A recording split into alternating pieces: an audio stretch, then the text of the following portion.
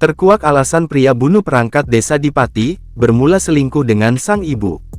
SHW, 25, nekat membunuh Suratman, 56, perangkat desa Giling, Kecamatan Gunung Wungkal, Kabupaten Pati, Jawa Tengah lantaran tak tahan melihat hubungan gelap ibunya dengan korban.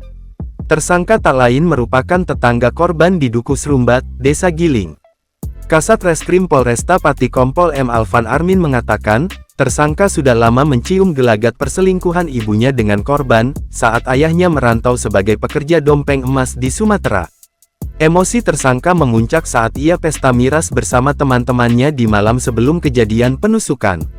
Pulang dari pesta miras, tersangka mengutarakan kekesalan kepada ibunya dan berakhir pertengkaran. Tersangka yang sudah habis kesabaran pun lantas bergegas mengambil pisau belati guna mengeksekusi korban. Tersangka kemudian mendatangi korban di rumahnya pada dini hari hingga pembunuhan itu terjadi. Alasan utama karena tidak suka adanya kedekatan korban dengan ibu tersangka.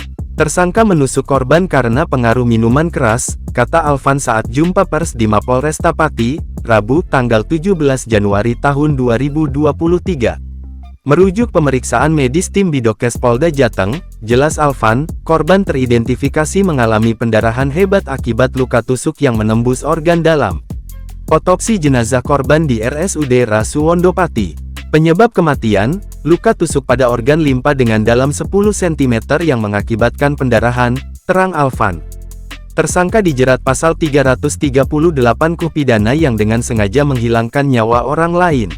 Sementara, pemuda bertato itu mengaku sudah lama menyimpan dendam kesumat kepada korban akibat memacari ibunya yang masih bersuami. Udah dendam, ayah saya tidak tahu kalau ibu saya selingkuh. Selama ini ibu sudah saya ingatkan, tutur pekerja dompeng emas di Sumatera ini. Tersangka ditangkap Satreskrim Polresta Pati saat bersembunyi di rumah sepupunya di Kecamatan Margoyoso, Pati pada Selasa tanggal 16 Januari tahun 2024 siang sekitar pukul 11 waktu Indonesia Barat.